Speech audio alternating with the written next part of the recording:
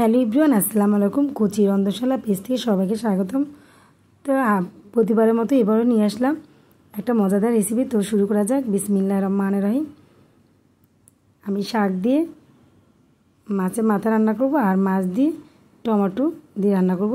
তো এই তো মাছের মাথা দুইটা নিয়ে নিলাম, দিয়ে একটু হলুদ, একটু মরিচ দিয়ে দিলাম, পরিমাণ মতো দিয়েছি। মরিচ দিয়েছি 1 চামচ, হলুদ দিয়েছি 2 চামচ, আর একটু লবণ দিয়েছি, আর সাথে তেল দেবো। তেল দিয়ে কিছুক্ষণ মাছের মাথাটাকে সিদ্ধ করে নেব। তাই এটার সাথে এখন শাক অ্যাড করে দিব। লাউ শাক, সাথে একটু আলু দিব। মাছের সাথে একটু লাউ শাকের সাথে একটু আলু দিলে একটু তরকারিটাও ঘন হয় আর খেতে একটু মজা হয়। তো ঢাকনা দিয়ে ঢেকে দিলাম সিদ্ধ হওয়ার জন্য। দেখো কতটা কমে আসছে। এটা নেড়ে চেড়ে নেব। এটা একটু কষিয়ে নিব। শাকটা ভালোভাবে কষালে পানি একটু দিলে হয়ে যায়, বেশি লাগে না পানি দেওয়ার জন্য। আর শাকের সাথে বেশি পানি না দেওয়াই ভালো। তো আমি অনেকক্ষণে কষিয়ে নিব এটাকে। দেখো আমি অনবরত নাড়তেছি আর শাকটাকে ভালো মতো কষিয়ে দিচ্ছি। আর মাছের মাথা আমি একবারই ভেঙে দিব না, নাড়তে চাড়তে যেটুকু ভাঙবে। আর এই শাকের সাথে শাক রান্না করতে বেশি আদা রসুনও দিব না, কারণ আদা রসুন দিলে শাকের স্মেলটা নষ্ট হয়ে যায় আমার কাছে মনে হয়, কিন্তু আমি দিই না। অল্প সামান্য পরিমাণ একটু দিয়েছি। এই যে কষানো হয়েছে, আমি তারপর আবার ঢাকনা দিয়ে কিছুক্ষণ ঢেকে দেবো যাতে আর একটু ভালো করে কষায়।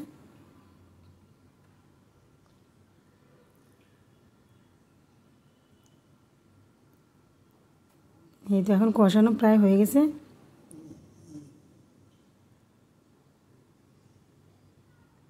এখন আমি ভালো করে নেড়েছে এটার সাথে পানি অ্যাড করব। পানি অ্যাড করবো একটু পরে, আগে আমি ভালো মতো কষিয়ে নিই, যেহেতু আমি পানি কম দেবো তাই। আর এখান থেকে মাছটা আমি ভেজে নিয়েছি। এই তো পানিও দিয়ে দিলাম শাকের মধ্যে। এখন এটা ঢাকনা দিয়ে ঢেকে দেব। এটা সিদ্ধ হতে থাকুক আর আমি ওখানে মাছটা রান্না করার জন্য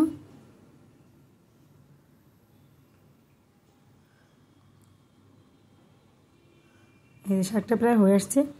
তো আর একটু হবে, তাই আমি এখন রেখে দেবো ঢাকনা দিয়ে। আর আমি মাছটা ভেজে রেখেছি, টমেটো দিয়ে রান্না করব। তো মাছটা এখন নামিয়ে ফেলবো। মাছটা ভাজা হয়ে গেছে আমার।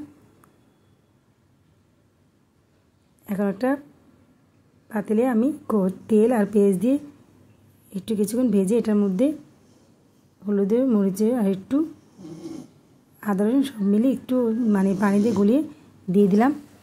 এখন আমি টমেটোগুলো দিয়ে দিচ্ছি, কিছুক্ষণ কষিয়ে নিব।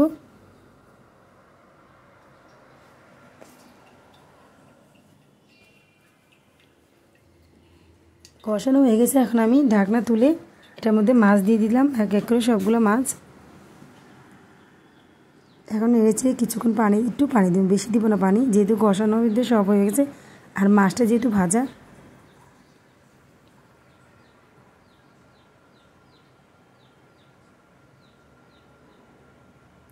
এখনই কত সুন্দর কালার চলে আসছে।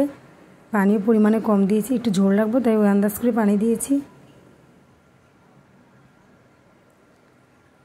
এই তো নেড়েছে, এখন কিছুক্ষণ ঢাকনা দিয়ে ঢেকে দিব। দেন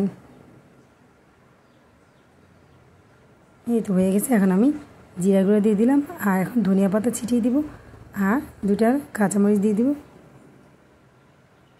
তো কাঁচামরিচও দিয়ে দিলাম। এখন নেড়েছে নামিয়ে ফেলবো। কত লোভনীয় লাগছে তরকারিটা, তাই না? এই ঝোল দিয়ে আসলে প্রচুর মজা। ঝোলটা এত মজা বলে প্রকাশ করতে পারবো না। তোমরা অবশ্যই একবার খেয়ে ট্রাই করে দেখো। টমেটোর ঝোল আসলে মজা। কালারটা কত সুন্দর আসছে, তাই না? তোমরা কে কে এভাবে রান্না করো অবশ্যই বলবা। আর আমি মাছের মাথা দিয়ে সবসময় শাক দিয়ে রান্না করি বা লাউ দিয়ে রান্না করি। তো এই তো মাছটা হয়ে গেছে, এখন মাছটা নামিয়ে রাখবো। আমার শাকটাও রেডি। একটু আলুগুলো ভেঙে দিচ্ছি। এখন আমি এটাও নামিয়ে ফেলবো।